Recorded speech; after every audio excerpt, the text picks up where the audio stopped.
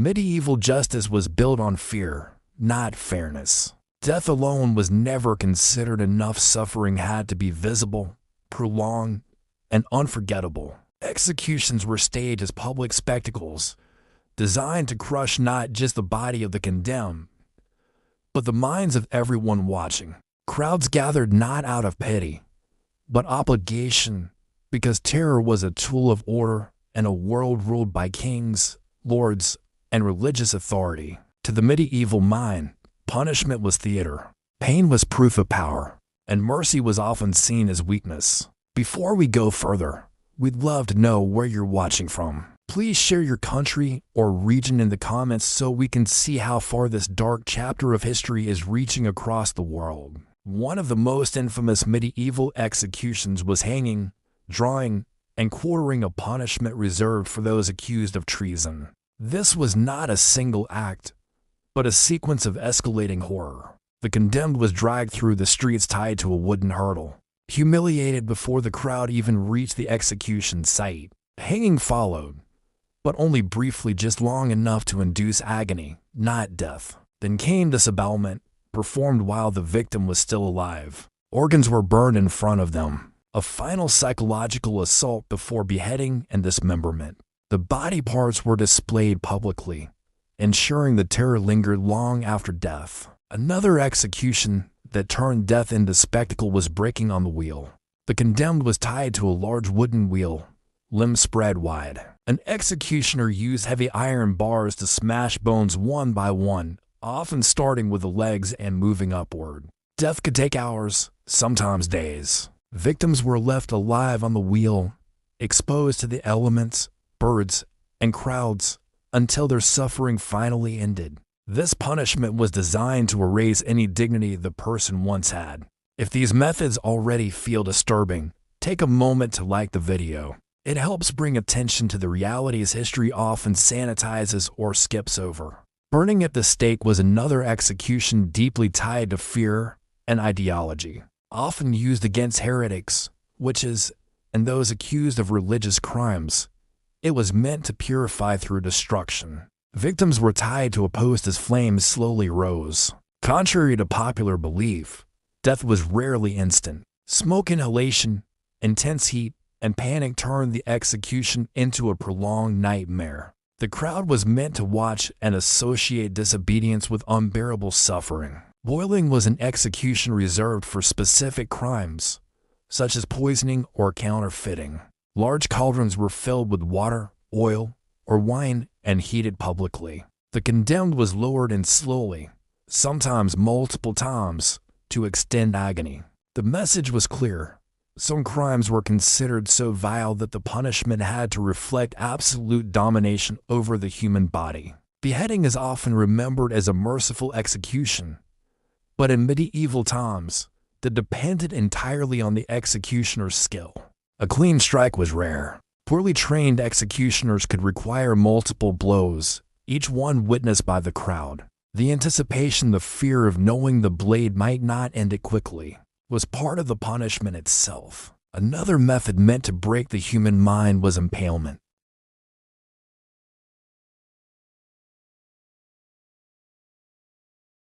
Death could take hours or even days. This method was especially associated with Eastern Europe and was designed to horrify entire populations into submission. The bodies were often left on display, lining roads and city entrances as warnings. If you're still watching, leave a comment with your thoughts so far. Which of these punishments do you find most disturbing and why? The medieval gallows were also far more cruel than modern imagination suggests. Hanging was often slow strangulation rather than a swift neck break. Victims kicked, gasped, and struggled while the crowd watched. In some cases, they were cut down while still alive, only to be subjected to further punishment.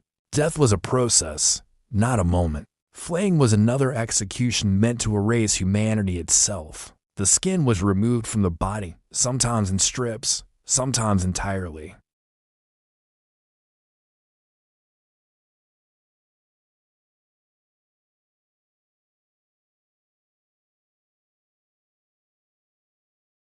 Scaphism, though less common, stands out as one of the most psychologically horrifying methods. The condemned was trapped between wooden planks, force-fed milk and honey, and left exposed near stagnant water. Insects consumed the person slowly, over days. This was death by abandonment, where nature itself became the executioner. What ties all these executions together is intent. Medieval authorities did not want quick deaths. They wanted unforgettable ones. Punishment was a language spoken through pain, and the audience was as important as the victim. Fear maintained order more effectively than law ever could. If this deep dive into medieval cruelty is opening your eyes, don't forget to like the video. Your support helps keep these uncomfortable truths visible. These executions were not rare accidents or isolated barbarism. They were systematized, ritualized, and justified through law and religion.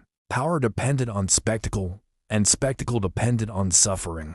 As medieval executions continued to evolve, cruelty was refined rather than reduced. Authorities understood that repetition dulled fear, so punishments had to grow more elaborate, more symbolic, and more psychologically devastating. Each execution was designed not only to kill, but to linger in memory, to turn rumor into obedience. One of the most dreaded punishments was the punishment of the gibbet.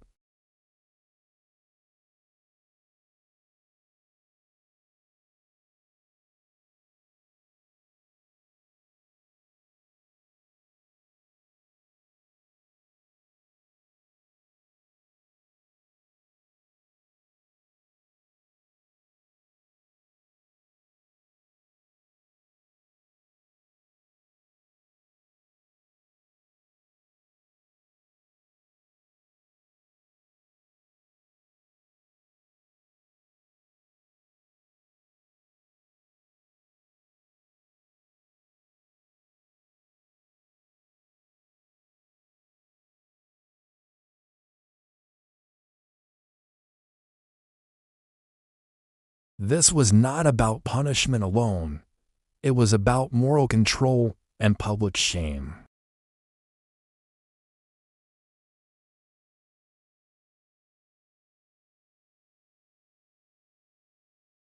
The punishment of the stake did not end with burning. In some regions, victims were strangled first if authorities felt merciful, but mercy was inconsistent.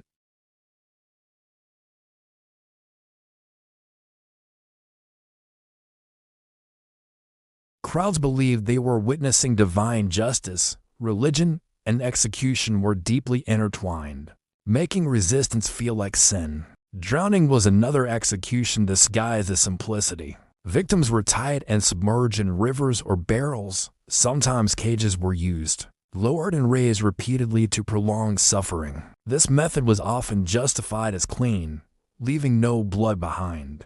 But the terror of helplessness was the true punishment. In parts of Europe, the punishment of pressing was used to extract confessions or punish silence. Heavy stones were placed on the chest, gradually crushing the body. Victims could choose to confess or slowly suffocate. Some refused, enduring unimaginable pain to protect property or family rights. The execution was slow, public, and deliberately cruel. If you're still watching, don't forget to like the video. It helps bring attention to how justice once relied on terror rather than truth. Public participation was a critical part of medieval executions. Crowds were encouraged to jeer, mock, and sometimes even assault the condemned. This collective involvement bound communities to the punishment. By sharing responsibility, people were less likely to question the system.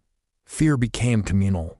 Children were often present. Executions were considered lessons, not traumas. Parents brought their families to witness death, believing it taught obedience. The psychological impact was profound. Violence became normalized, and authority became synonymous with suffering. Another execution designed to erase identity was mutilation, followed by death. Tongues were cut out, eyes removed, hands severed, sometimes before the final killing. These acts symbolized the crime. Liars lost tongues, thieves lost hands, traitors lost everything. The body became a canvas for moral messaging. One of the most chilling methods was starvation in cages. Victims were locked away invisible. locations and left to die slowly. Food was sometimes placed just out of reach, intensifying torment. Days turned into weeks. The crowd returned repeatedly to watch the gradual decline. Death was inevitable, but anticipation was the spectacle. If this is changing how you view medieval society, share your thoughts in the comments. Does this feel like justice or organized cruelty? Executions also served political goals.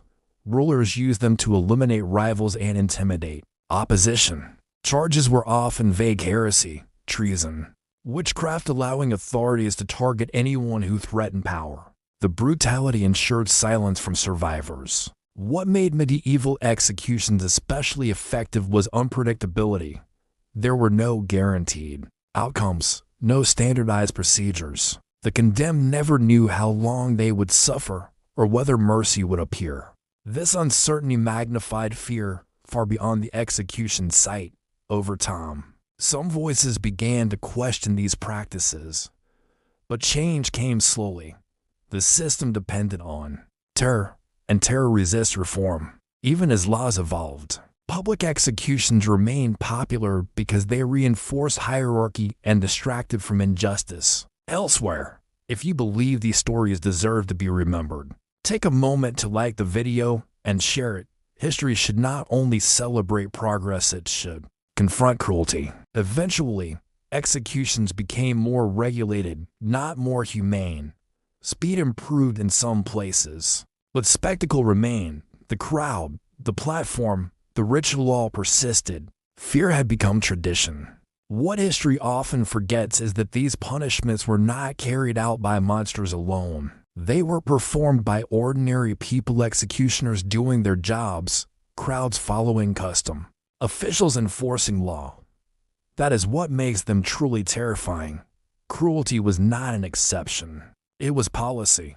The medieval world turned death into theater and suffering into instruction.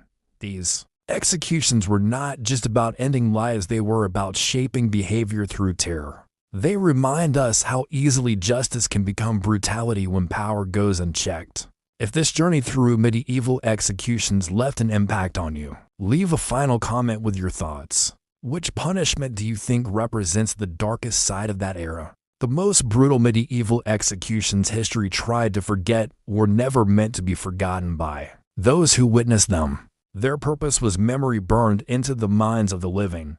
And while the scaffolds are gone, the lesson remains. When fear becomes the foundation of justice, humanity is the first thing executed.